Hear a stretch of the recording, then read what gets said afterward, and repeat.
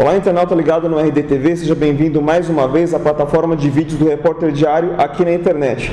E hoje uma entrevista especial, viemos aqui até a Prefeitura de Ribeirão Pires para entrevistar o prefeito de Ribeirão, Kiko Teixeira, do PSB. Kiko, muito obrigado por ter nos recebido aqui no seu gabinete, por ter disposto o seu tempo um pouquinho para a gente, para falar um pouco de Ribeirão Pires para os internautas, e não só de Ribeirão Pires, mas de toda a região da ABC.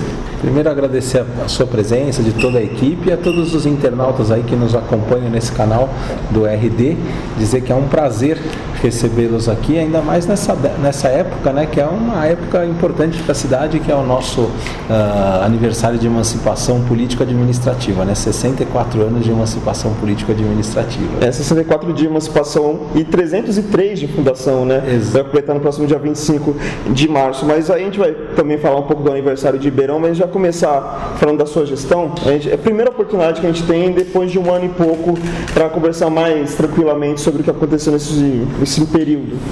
Como é que você resume isso? Todos os prefeitos retrataram de situações muito difíceis, não só pela crise, mas pela situação específica de cada cidade, né, o que encontraram das gestões anteriores. Queria que você contasse para a gente como você encontrou esse município e como ele está hoje, depois de 1 ano e 3 meses de sua gestão. Olha, sem querer fazer nenhum tipo de comparação, né, a situação de Ribeirão Pires, com certeza, das 7 cidades do Grande ABC, era a mais delicada, né? Porque quando nós assumimos aqui a prefeitura, nós encontramos uma prefeitura endividada, assim como os meus colegas também encontraram, né?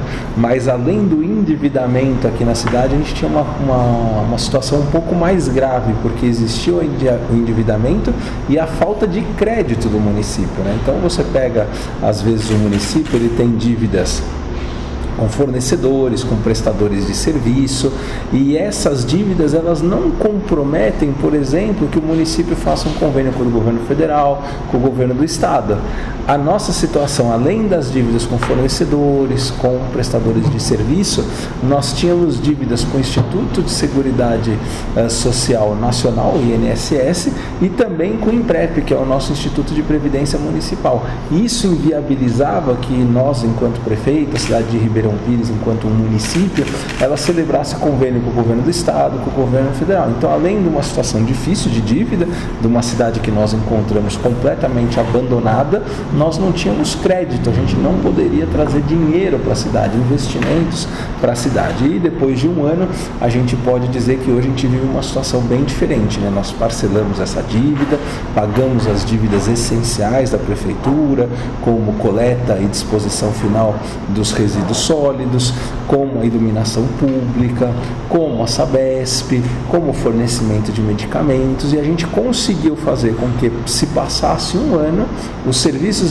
essenciais não fossem interrompidos e Ribeirão Pires voltasse a ganhar crédito na praça. E hoje, graças a Deus, a gente pode dizer que a gente está celebrando convênio com o governo federal, estamos celebrando convênio com o governo do estado, e aquilo que nós plantamos o ano passado, a partir de agora vai começar a dar frutos. Então eu acredito que nesse prazo, que é pequeno, né, para uma gestão, um prazo de 1 ano, a gente já começa a apresentar resultados positivos. Muitas vezes as pessoas não têm a compreensão de ver isso. Por que não tem a compreensão? Porque eu vou pegar um exemplo aqui de um servidor que via no seu Elerite a contribuição previdenciária dele sendo descontada e que, ao mesmo tempo, ele achava que estava indo para o Instituto de Previdência, mas não estava. Então, ele tinha um comprometimento de, no futuro, se aposentar e não receber, entendeu? Então, hoje a gente pode dizer que ele não corre esse risco, porque nós estamos fazendo uma gestão responsável,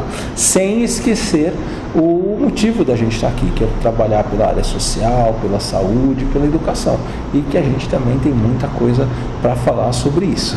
A gente vai detalhando esses pontos aos poucos. Eu quero começar até por você falou no meio da sua resposta de celebração com o governo federal, o governo estadual, de convênios e tudo mais. Recentemente você esteve em Brasília para falar muito de questão de saúde, né?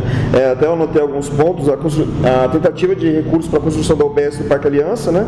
E a revitalização da UBS do Centro e do Jardim Caçula. Isso. Como é que está essa busca nesse momento? Já tem alguns valores orçados para essas obras?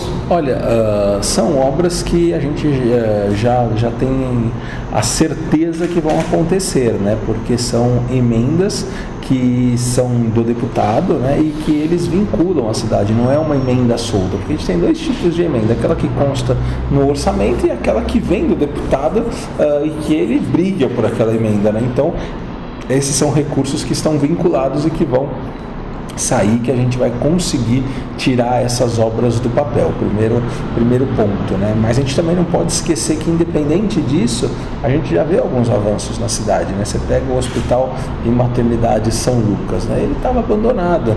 Em dezembro de 2016 se fazia 5 partos por mês. Nós fizemos uma parceria com o Hospital São Cristóvão, voltamos à plena atividade da maternidade, tanto é que hoje chega a nascer de 60 a 70 crianças lá por mês. Estamos atendendo as cidades circunvizinhas pela qualidade do atendimento que nós temos, e eu falo que até uma prova disso é que a gente tem o nosso vice-prefeito que foi pai esses dias, poderia ter tido seu filho em um hospital particular e optou por ter o filho ali, nascendo na cidade num hospital público.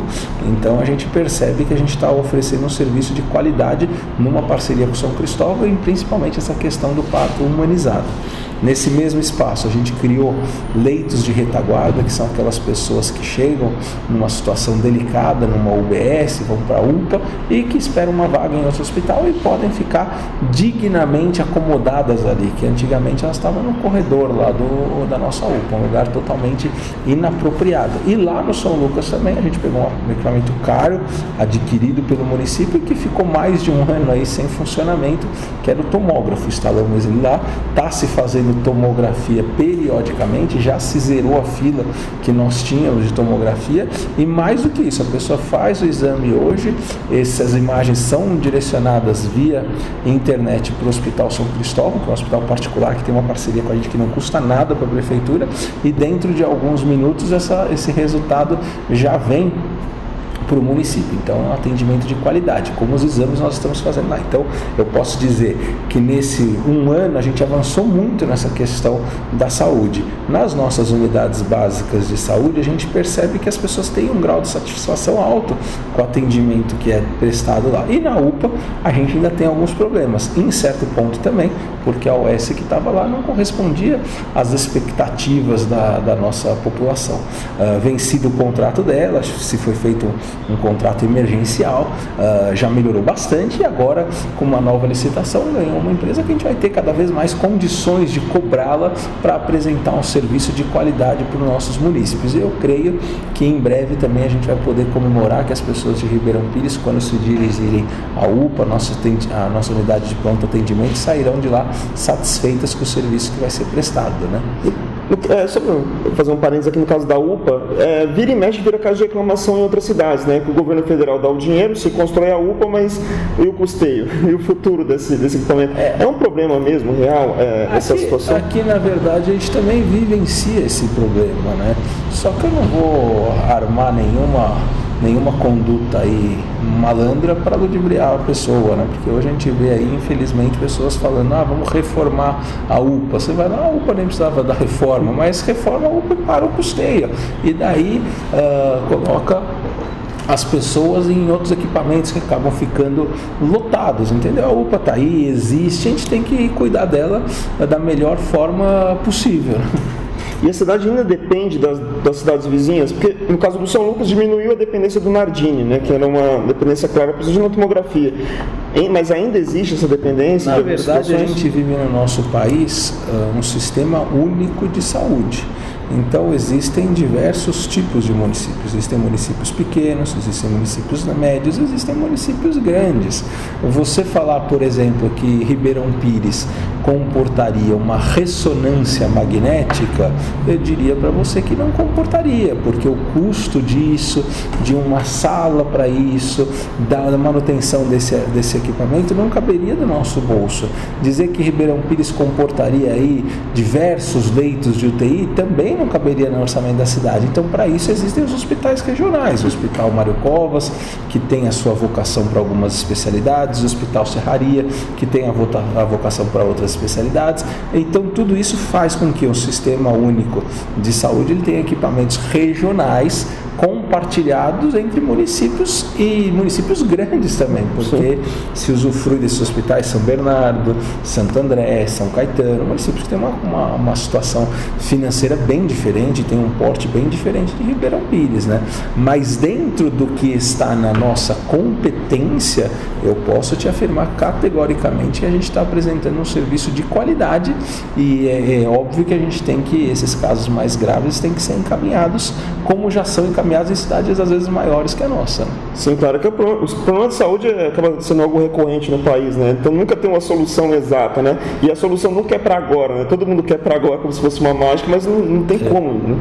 É exatamente isso, né? A gente entende a ansiedade da população, a gente entende o desgaste que a nossa gestão tem por estar sucedendo uma gestão que tratou as pessoas, não teve respeito pelas pessoas de Ribeirão Pires, né? Mas aos poucos a gente está mostrando que a gente está aqui para fazer a diferença, para Ribeirão Pires de verdade viver um novo tempo, né?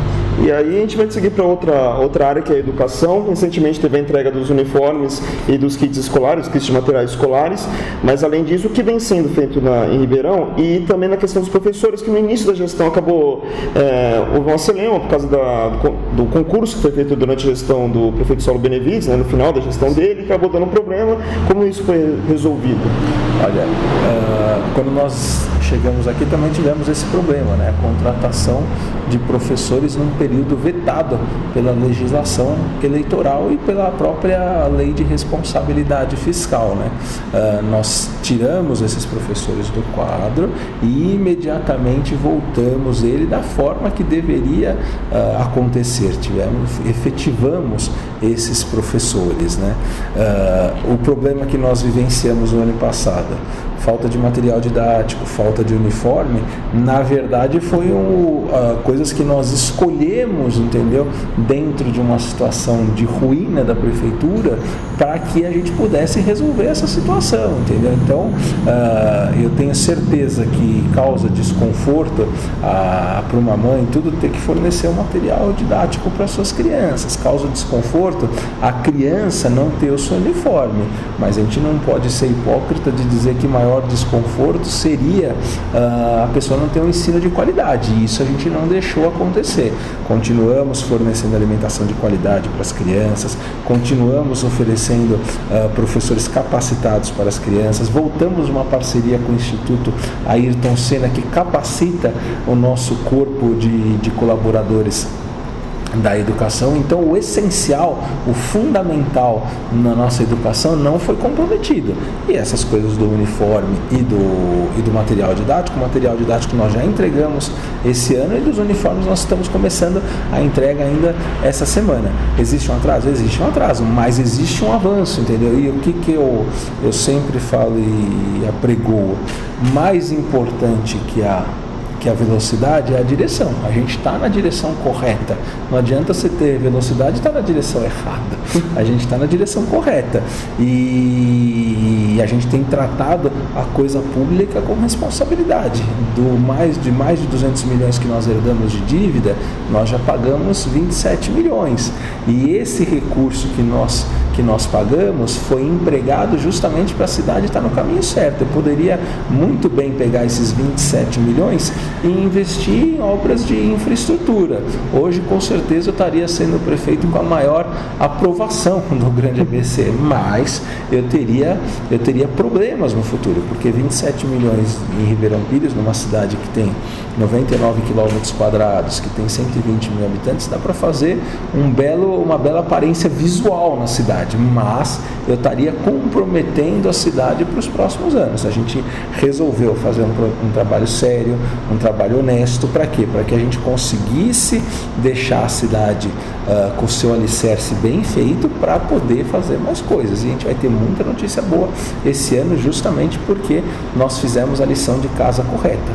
E independentemente disso, nós não nos esquecemos de administrar a cidade. Eu falei aqui um pouquinho da saúde, do Hospital São Cristóvão, em parceria com o Hospital São Lucas, em parceria com o Hospital São Cristóvão. Falei aqui da educação, que a gente tem a parceria com o Instituto Ayrton Senna. Posso falar aqui do projeto social junto com a CBF, que é o Gol do Brasil, que tem também o patrocínio do WTC. Então, posso falar dos nossos cursos profissionalizantes, que hoje a gente tem um curso aqui na cidade com o carimbo do Senai, com o mesmo padrão de qualidade do Senai, cursos em parceria com a Fundação Paula Souza, cursos em parceria com o Sebrae, tudo isso acontecendo no município mostra que nesse um ano, apesar de todas as dificuldades que nós tivemos, nós conseguimos colocar a cidade no lugar correto, principalmente com a retomada de obras que estavam paradas e principalmente com coisas essenciais, tanto na área da saúde quanto na área da educação. Ou seja, a gente falou de crédito financeiro no início, mas também de crédito da imagem da prefeitura, né?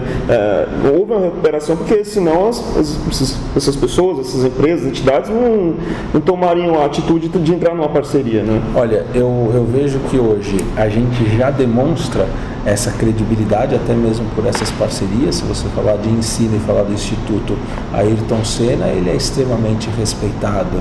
Se você falar de futebol e falar da CBF, não preciso nem dizer o respeito que existe no meio do futebol.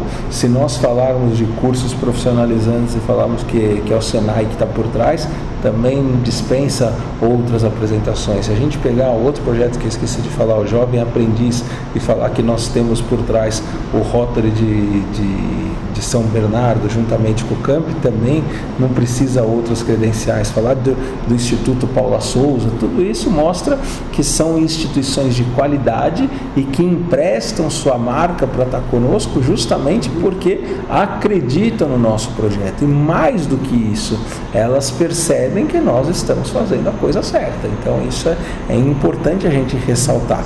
E às vezes para a população que está desacreditada com tudo que está acontecendo aí no país, com a população que está desacreditada até com a cidade, porque sofreu nos últimos anos, isso talvez ainda demore para se refletir de uma forma mais intensiva, mas aos poucos está se refletindo. Eu tenho certeza disso. Mas o senhor vê isso nas ruas, quando conversa com as pessoas, essa percepção um pouco mais negativa?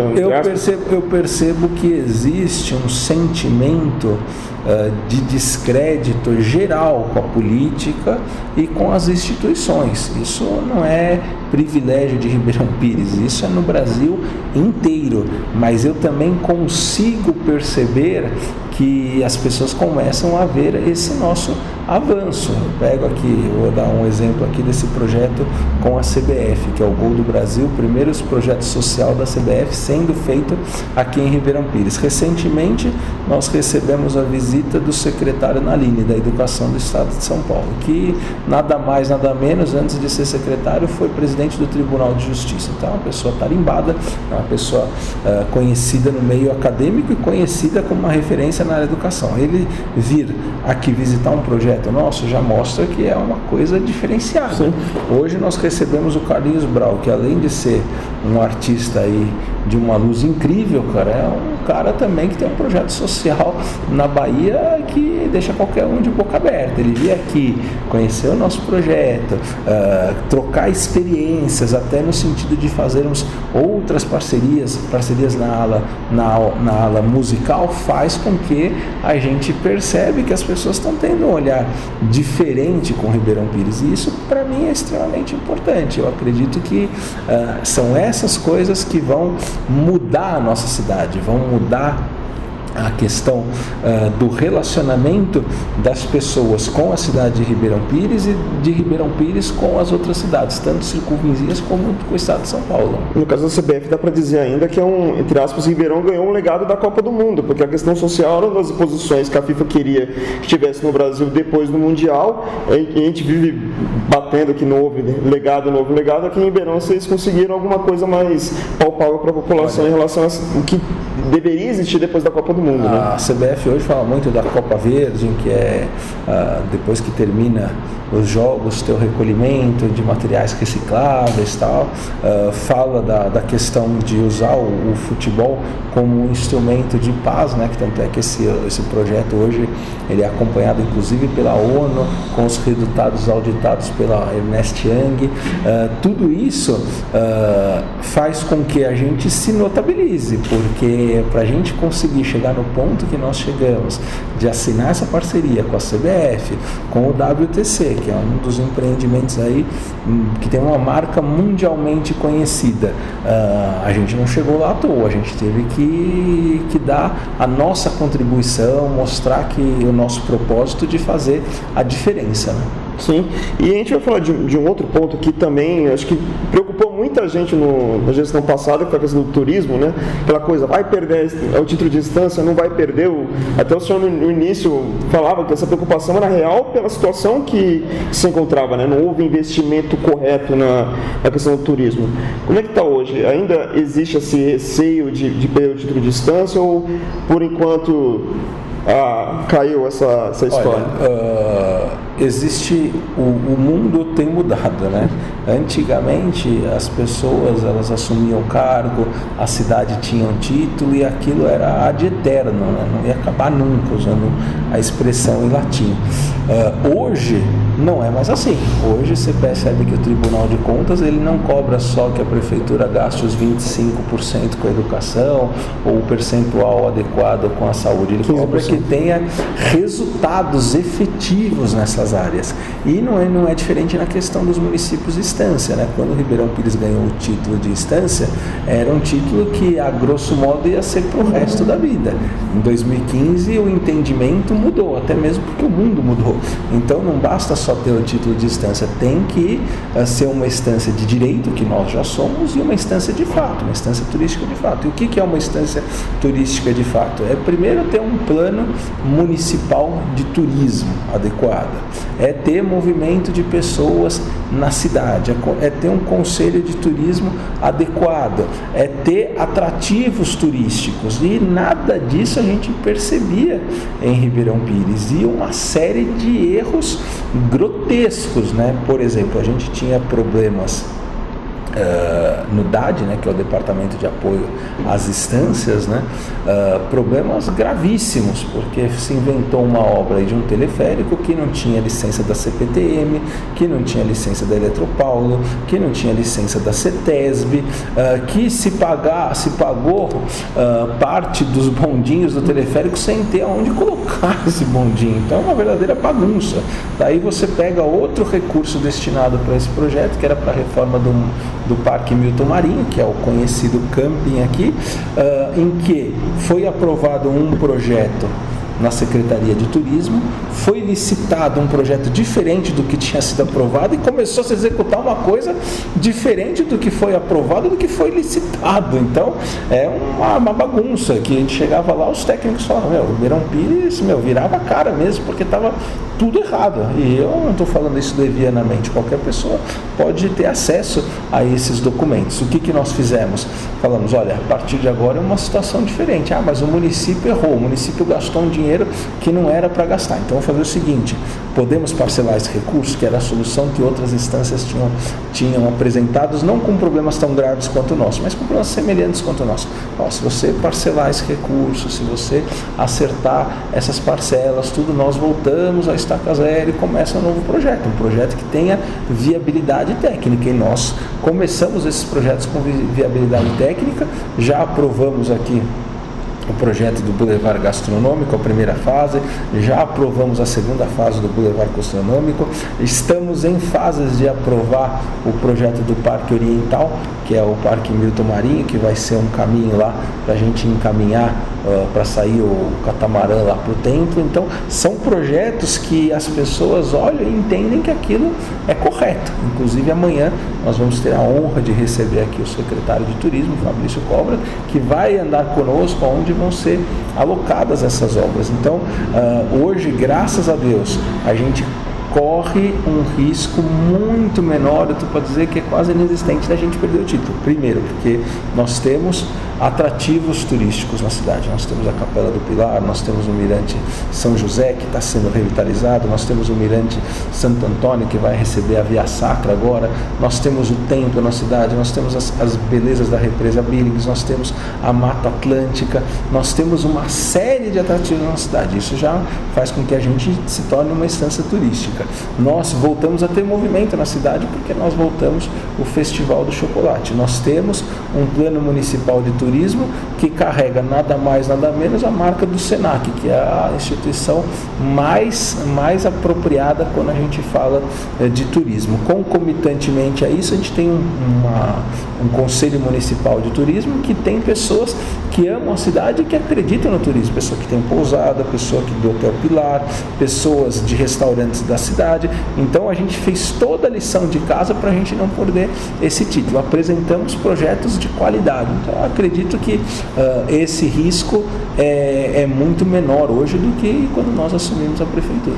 Sobre o teleférico, teve um início de obra ali, mas já foi tudo ali destruído, colocado na sua devida ordem, mas no caso do campo teve alguma mudança no local da obra? Na verdade, um pouco mais o que grave? acontece? O teleférico, eles iniciaram a obra aqui na frente do complexo Ayrton Senna, aqui no centro da cidade, num local que a titularidade do imóvel não é nosso, não é a área nossa. Nós tivemos que desmobilizar aquilo e tivemos que indenizar a empresa que começou aquela obra, é um ponto. Temos um problema, que essa é uma ação judicial que nós estamos formulando, para que a empresa que recebeu o dinheiro dos bondinhos, ela ressarça os municípios, porque ela não entregou o bondinho, não fez nada. E temos o problema do Parque Milton Marinho, que é esse que aprovou-se uma coisa, licitou-se outra e executou outra. Esse a prefeitura teve que devolver o dinheiro para o DAD e vamos atrás dos responsáveis, para que se restitua esse dinheiro para os cofres públicos. Essa é a situação que nós temos hoje em relação ao teleférico, mas é uma obra que não trouxe dividendo nenhum para a cidade, porque era uma obra que estava orçada em mais de 20 milhões, que não tinha nem 20% desses recursos garantidos, e mais do que isso, ela não tinha as licenças, ela não podia passar por cima da linha de trem, ela não podia passar por cima da rede de alta tensão da Eletropaulo, ela não podia ser edificada em topo de morro, uma coisa completamente descabida por uma cidade, entendeu? Então a gente teve que consertar isso. Dizer que estava no estágio embrionário, pode até que estivesse, mas causou diversos prejuízos para a administração, porque de verdade foi um dinheiro gasto em alguns pontos de uma forma completamente indevida, e mais do que isso, uma obra que não tinha como prosperar, era inviável. E isso não sou eu que estou falando, isso era o secretário que estava na época, o Laércio Benco, era o corpo técnico que está hoje na Secretaria de Turismo, era no Ministério do Turismo, enfim, uma obra que infelizmente ela não atingia o seu propósito. Infelizmente, né? Porque acaba sendo dinheiro público, né? Porque não importa onde veio, é um dinheiro público gasto e que acaba não voltando, nunca mais, né? Exatamente, e a gente teve que acertar todas essas situações, e não é só essa, não. A gente tinha problemas, inclusive, de outras gestões. A gente tem aqui um prédio, né, que foi concebido como um hotel-escola, também um projeto sem o menor planejamento, e que lá consta que tinha um elevador no prédio, e não existe esse elevador, porém o município pagou isso. Esse inclusive já tem uma ação e o nosso comprometimento de colocar o elevador lá. Então a gente teve que reparar os erros de outras gestões para poder chegar à estaca zero, né? Ou seja, entrar na prefeitura tendo que arrumar primeiro o que os outros fizeram, depois tentar fazer alguma coisa nova, né? Exatamente isso. E outro ponto, o turismo teve a volta do Festival de Chocolate, mas eu queria perguntar sobre o Festival do Pilar, também é tradicional aqui na cidade, se vai ter esse ano, se não vai ter, como é que vai ter esse ano.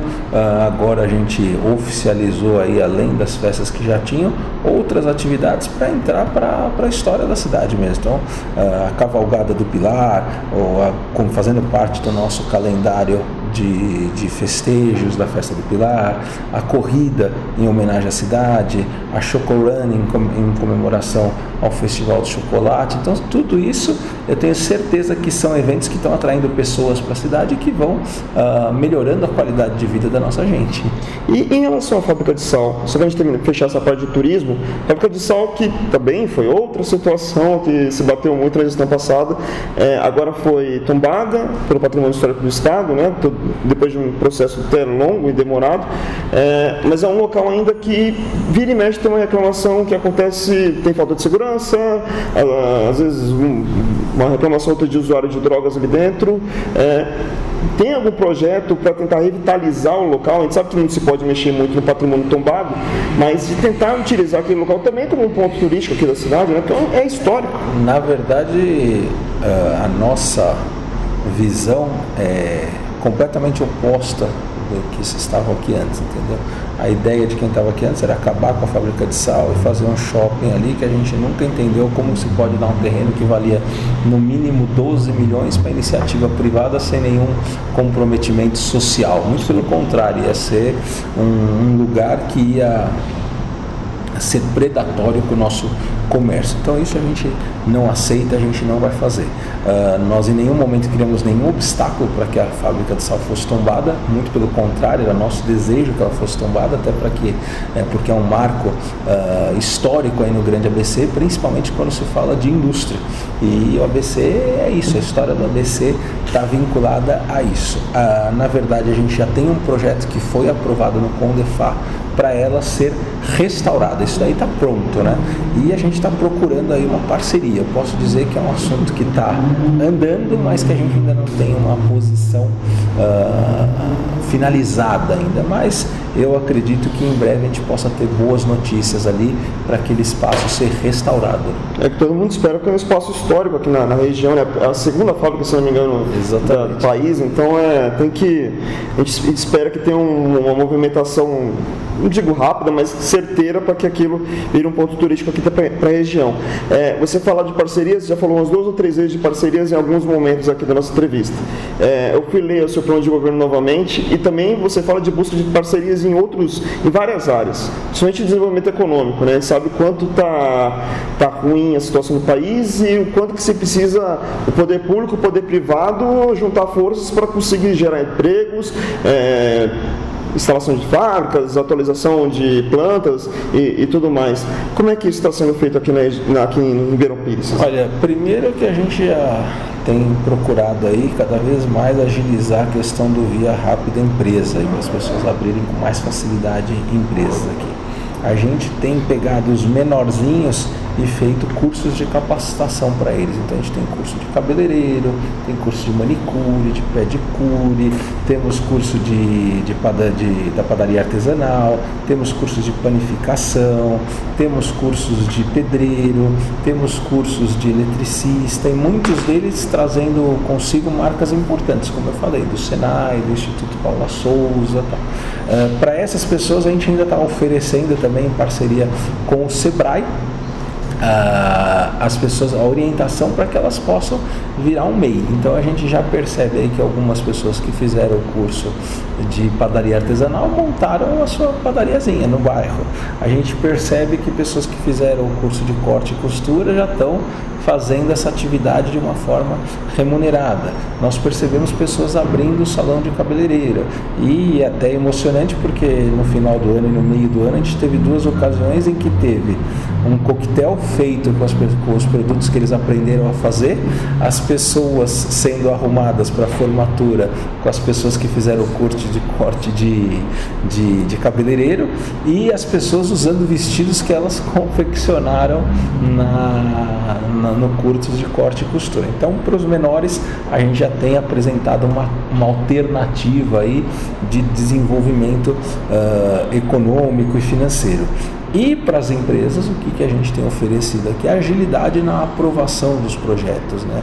Quando nós chegamos aqui, tinha uma infinidade de projetos na Secretaria de Habitação, que também cuida desses empreendimentos, né? Nós desburocratizamos esse processo, estamos desburocratizando a questão ambiental sem nunca agredir o meio ambiente, respeitando as leis específicas da Billings, da Taiaçupeba e da Guaió, mas facilitando com que o empresário invista na cidade de Ribeirão Pires. Então, eu acredito que nós estamos no caminho certo do desenvolvimento, mas do desenvolvimento com responsabilidade para a cidade. A gente tem visto empresas ampliando aqui. Semana passada mesmo eu tive uma empresa alimentícia a HIT do Brasil, que é uma multinacional, que escolheu Ribeirão Pires para se instalar e agora está ampliando a sua fábrica também para um centro de distribuição. Então isso gera emprego, gera renda. Então eu vejo que a gente tem caminhado no sentido correto aí para que Ribeirão Pires também possa ter o seu desenvolvimento econômico cada vez mais presente. E existe ainda uma busca de tirar uma imagem de que uma cidade com uma área de manancial, 100% de manancial, não se pode construir empresa? Ainda tem esse receio do empresariado? O problema que eu via isso, eu posso dizer isso, que há mais de 20 anos eu milito aqui no Grande ABC, na política, e eu vejo essas questões. Boa parte disso vinha da desinformação, entendeu? A pessoa falava assim, olha, você não pode fazer. Não, você pode fazer, desde que você cumpra certas regras. Mas que regras são essas? Daí ela encontra uma pessoa na prefeitura mal-humorada que não dá essa informação para ela, a pessoa desiste. E daí qualquer um que você fala, tudo bem, investir numa cidade que é manancial demora 2 anos o licenciamento. Não é bem assim, entendeu? Existem regras mais rígidas para serem cumpridas, mas boa parte dos licenciamentos hoje, inclusive, são feitos pelo próprio município em um tempo bem curto. Só empreendimentos que são de maiores complexidade que tem que passar o seu licenciamento pela CETESB. Mas isso já tem mudado bastante. E com as novas leis, a da Billings, a da Goió e da Taiaçupeba, isso melhorou também, porque hoje já existe um posicionamento claro. Olha, você pode impermeabilizar tantos por cento do solo, você pode fazer uma edificação que corresponda a tantos por cento da área do terreno, você pode desenvolver essa atividade industrial na cidade, entendeu? Então, com essa clareza de informações, isso facilita com que as pessoas invistam no município. Só que Ribeirão Pires, a gente também, graças a Deus, é uma cidade valorizada, então os terrenos não são tão baratos na cidade, até porque a gente está muito perto aí do Rodonel, da Imigrantes, da Anchieta, e daí é óbvio que a pessoa também põe tudo isso na ponta do lápis, mas eu te garanto que as pessoas que têm empresas aqui na cidade, elas são muito satisfeitas, porque a logística da cidade é boa, o Grande ABC como um todo apresenta boas condições de mão de obra, e trabalhar num lugar que é circundado por esse verde também é qualidade de vida. Claro. E para terminar essa entrevista, a gente tem aquela pergunta clichê na época do aniversário, quais serão os presentes que vão vir para a cidade, né? Então eu queria que você aproveitasse para falar quais serão esses presentes, essas inaugurações que vão ter agora no mês de março, e também passar um recado de aniversário, de parabéns ali para a população de Ribeirão Pires. O maior presente que a cidade pode receber nessa data, né, é o presente do nosso trabalho e de uma gestão responsável, né? E que muita coisa boa vai acontecer aí, com o Boulevard Gastronômico, logo sendo iniciado, com a questão do Parque Pérola da Serra, que nós vamos estar revitalizando em breve, com a questão do Parque Milton Marinho, o Camp, que será transformado no Parque Oriental, e daí vai ter um passeio até o templo, com a revitalização aí do Mirante São José, do Mirante Santo Antônio, com a colocação da Via Crucis no Mirante Santo Antônio. Tudo isso são presentes que nós vamos dar para a cidade, mas o principal deles é dizer que Ribeirão Pires hoje tem uma situação muito melhor do que tinha um ano atrás, entendeu? Porque as nossas contas, elas estão em ordem, a gente não corre o risco de ter serviços essenciais como coleta e destinação de lixo interrompido, como iluminação pública sendo cortada, como as pessoas tendo uma expectativa de se aposentar e não conseguindo se aposentar. Então é uma gestão responsável. Esse é o maior presente para Ribeirão Pires. E dizer a todas as pessoas da cidade, que são pessoas sérias, pessoas honestas, pessoas trabalhadoras, que Ribeirão Pires avança e que nesses 64 anos de emancipação político-administrativa nós temos muito motivo para comemorar. E dizer àqueles que ainda são críticos da cidade que se apropriem de uma cidade que é circundada pela Mata Atlântica, que tem as belezas da represa Billings, que tem muita coisa bonita para ser vista, que as pessoas de fora valorizam muito mais do que certas pessoas, às vezes, que deixam o pessimismo tomar conta e degradam a sua própria cidade.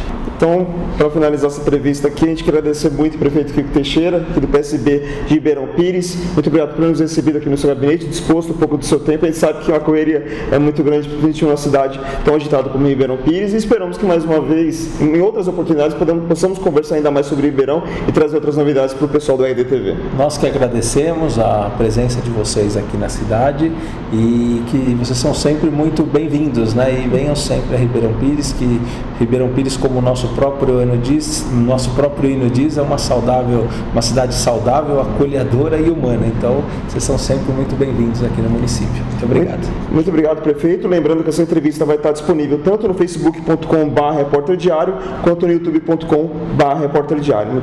E também no nosso site repórterdiário.com.br. Muito obrigado a todos e até a próxima.